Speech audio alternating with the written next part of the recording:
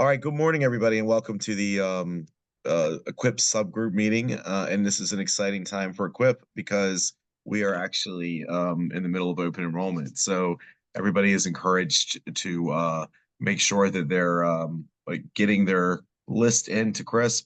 And you can reach out to Kim, Crystal, Olivia. The best thing to do is to reach out in the CRISP inbox, but get your NPIs in so an opportunity assessment can be run. If you haven't gotten in the queue to get that done, please do it now.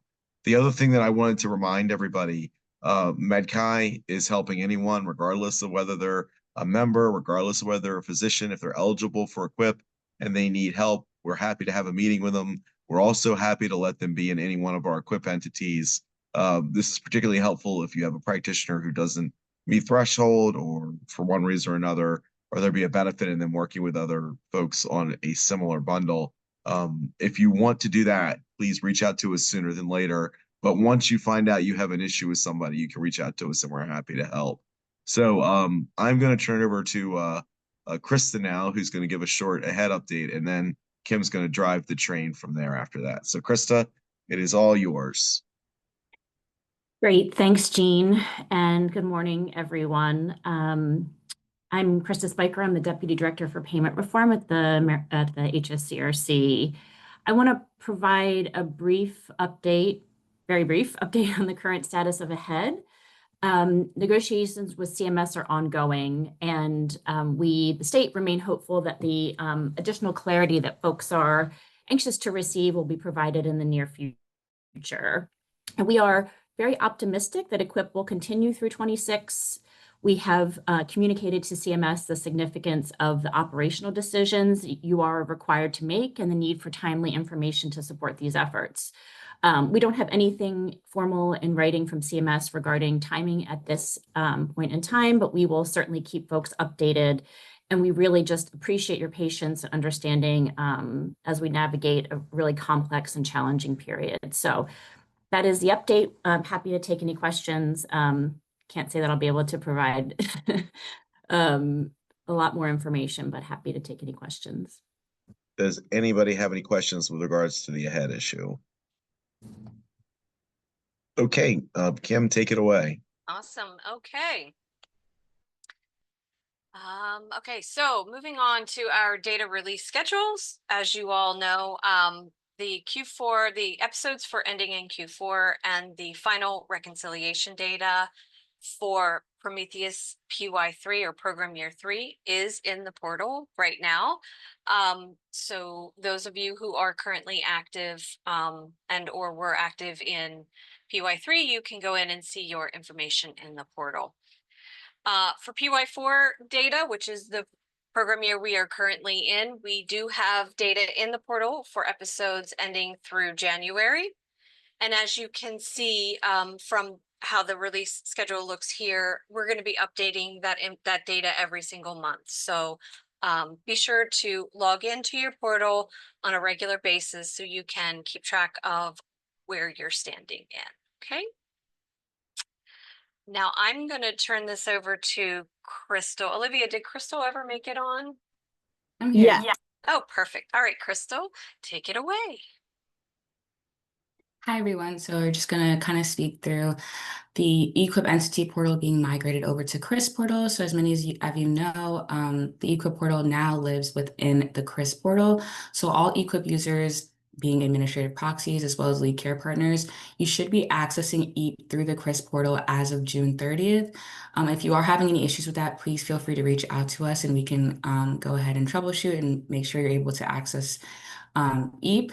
So if you are an existing entity, your CRISP Portal account has been used or created, I should say, and you should have received an email to activate your CRISP Portal account sometime back in June. It likely has expired, like the link is probably expired by now, but if you do have that email, if you could just go ahead and reach out to equip@crisphealth.org, and we can go ahead and send you a new activation link to go ahead and get you started and logged into the e-portal if you are having issues.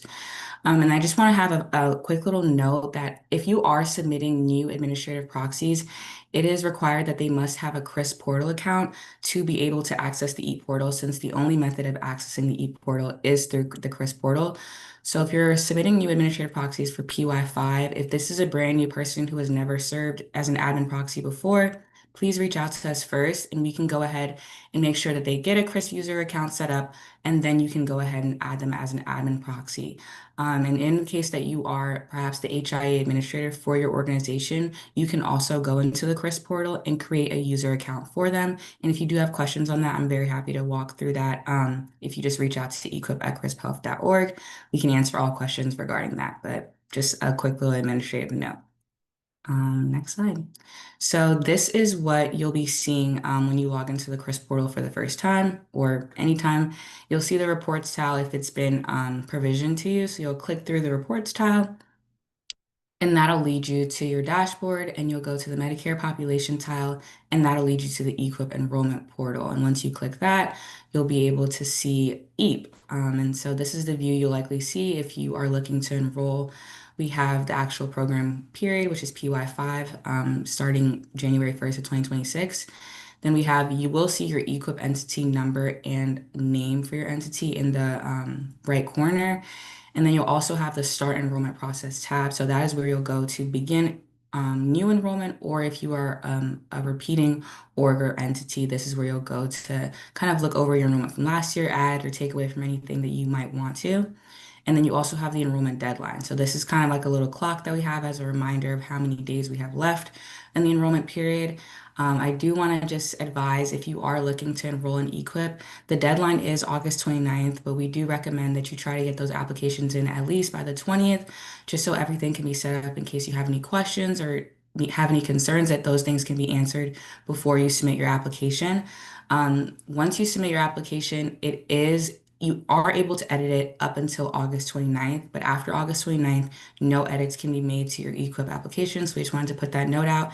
If you are feeling a little apprehensive, you still have a chance to make any changes to your application if need be. And if you have any questions, please feel free to reach out to our EQIP@CRISP Health inbox.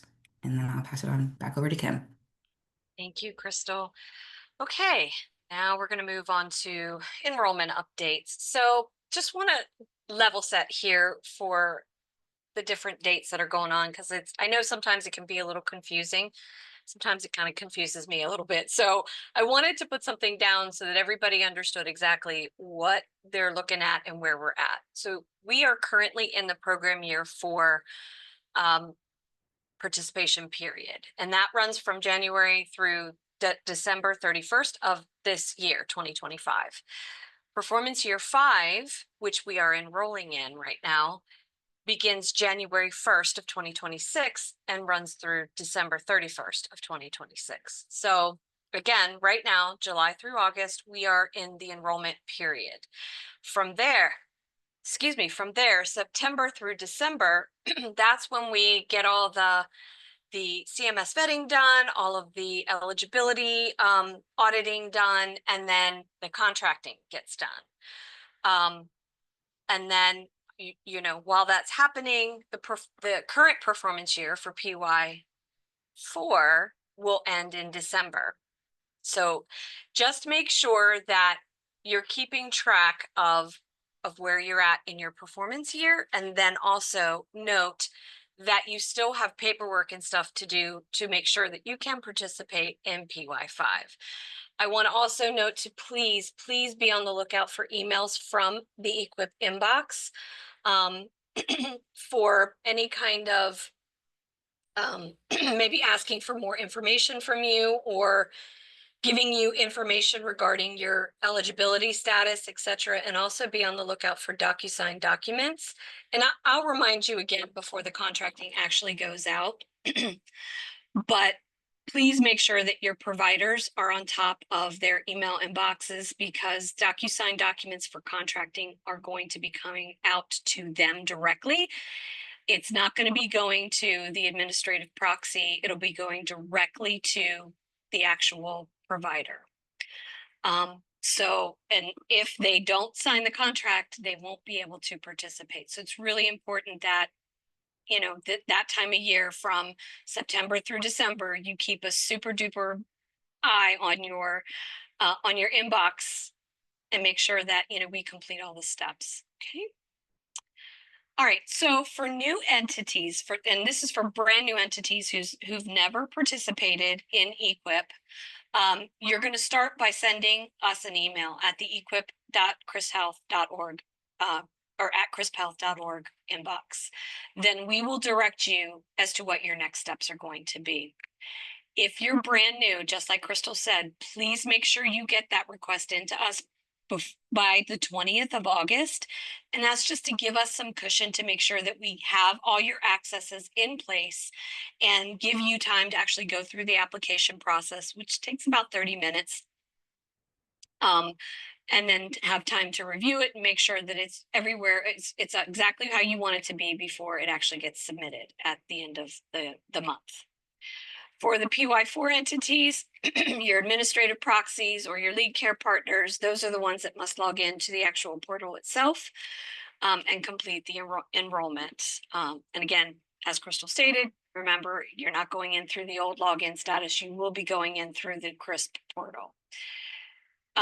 If there are MPIs that you want to see what their baselines are, please make sure you send us a list of all the MPIs so that we can pull that report for you and show you what the episode volume will be for the particular MPIs. And again, you send that to the EQIP email inbox. How to enroll. So we've already done an enrollment webinar, but we've linked it here for you. It's you will be getting the slide deck will be sent out to you, but it's also on the CRISP website. And I believe, Olivia, Jean, it's also on the MedChi website. Is that correct? Yeah, it should be on the MedChi website as well. Perfect. Okay, so multiple places where you can select the video and watch it all the way through. It'll help you step by step in how to enroll. Okay. The next couple of slides, these are what the episodes are available for PY5. This is here for you to peruse. We also have the playbook, the actual PY5 episode playbook on our CRISP website. It should have also been sent to you if you're an active participant in EQIP right now. And if you're brand new to EQIP, you again can peruse it through here, or you can also reach out to the EQIP at crisphealth.org email inbox, and we can send you the link to where you can find it. All right, on to quality metrics. I know earlier we had said we were considering changing the quality metrics for PY5, but we're keeping them as is right now. We're not going to change anything. So these are the actual quality metrics that you will need to ensure that you are fulfilling for PY5. The links here are also for the actual CMS definition of those quality metrics. So you can select that and move through there. Now I'm going to turn it over to Crystal and Olivia to talk through the next few slides. Can you guys take it away?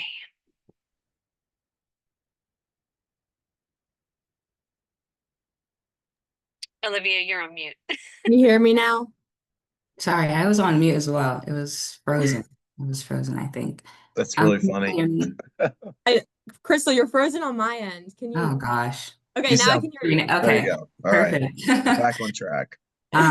Yeah, so this is something that the EQIP team has been working on for a little bit. We're introducing an EQIP curriculum, and this will be posted onto the CRISP learning system on the EQIP subpage. So it's kind of designed to essentially give you all and any practitioners or interested participants, stakeholders, administrators, a good and clear understanding of what the EQIP program is. And so we divided the curriculum into about 7 modules. And in these modules, we have videos, slide decks, and also like 1 to 2 pagers that kind of walk through each individual aspect of EQIP. The modules are introductions. We have the participation enrollment module, one that goes over EQIP episodes, one that goes over EQIP interventions, as well as performance improvement opportunities. one that reviews the quality measures, as well as one that reviews incentive payment, and the last one reviews the removal from EQIP. So this should be up on our website around Monday or Tuesday of next week. We're really excited. We've been working on this for a little bit of time to get this out for you all. So please feel free to look through it. And if you have any questions after reviewing it, please feel free to reach out to me or Olivia as well.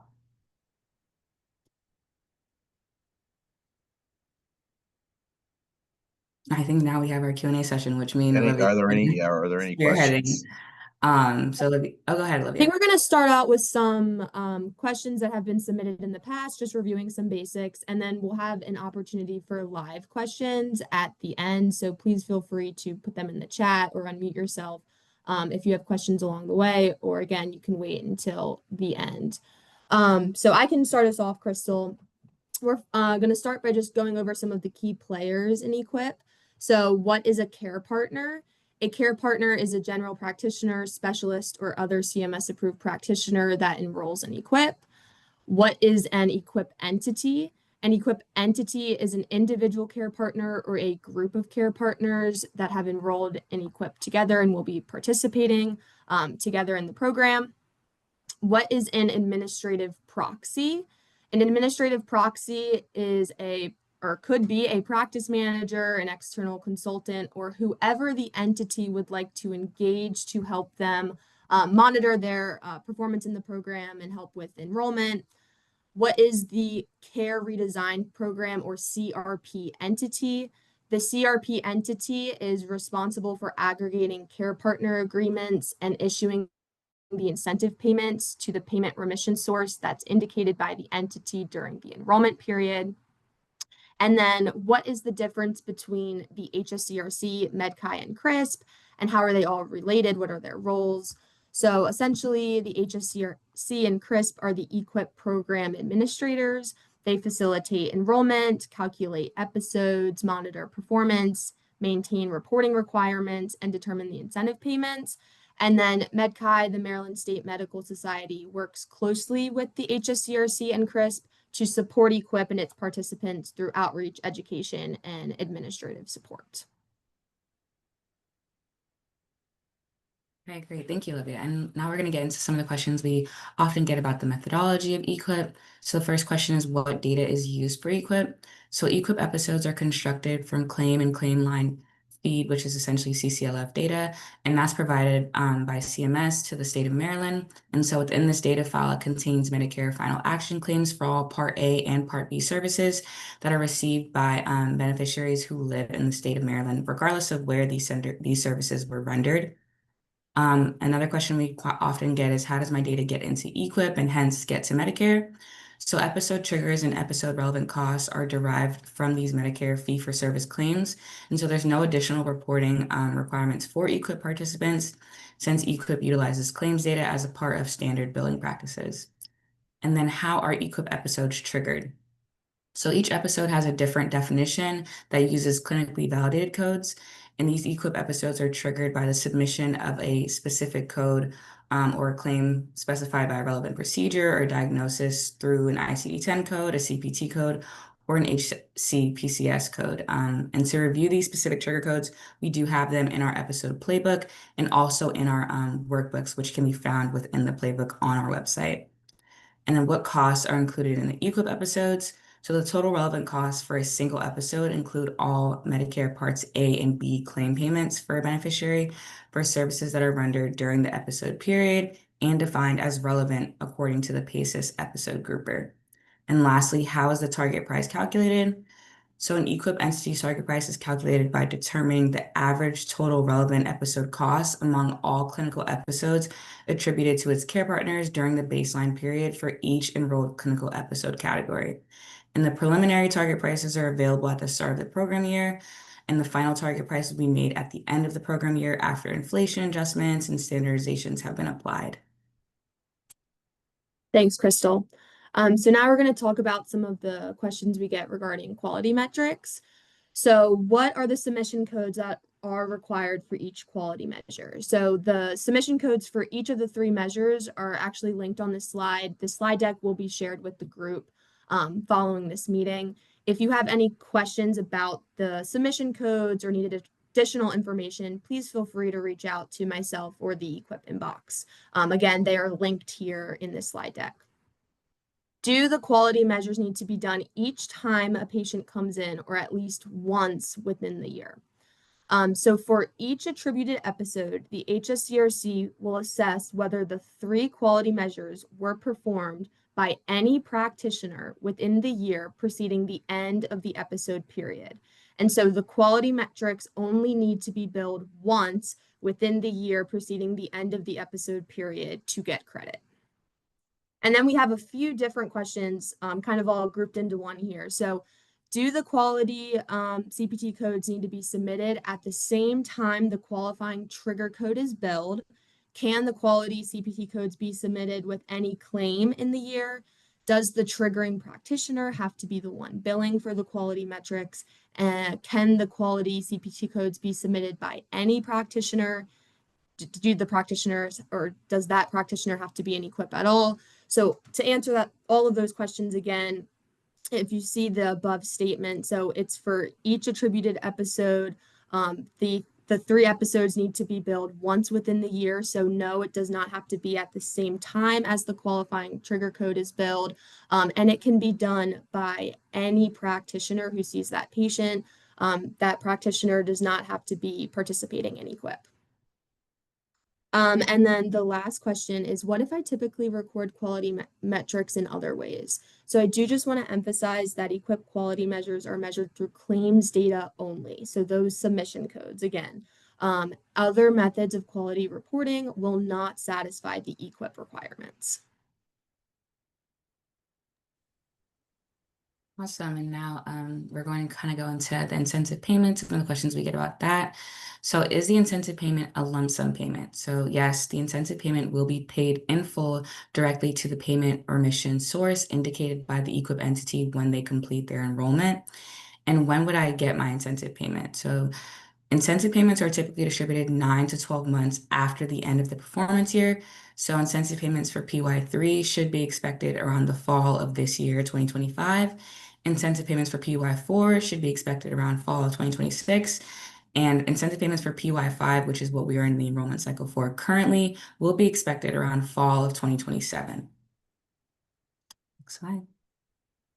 All right, so next, we're talking about DIS savings. So how would DIS savings affect my practice? So if you recall, EQIP's DIS savings policy says that EQIP entities that generate DIS savings in a program year are required to offset those DIS savings in the following performance year prior to earning an incentive payment. Additionally, an EQIP entity will be removed from EQIP if it generates DIS savings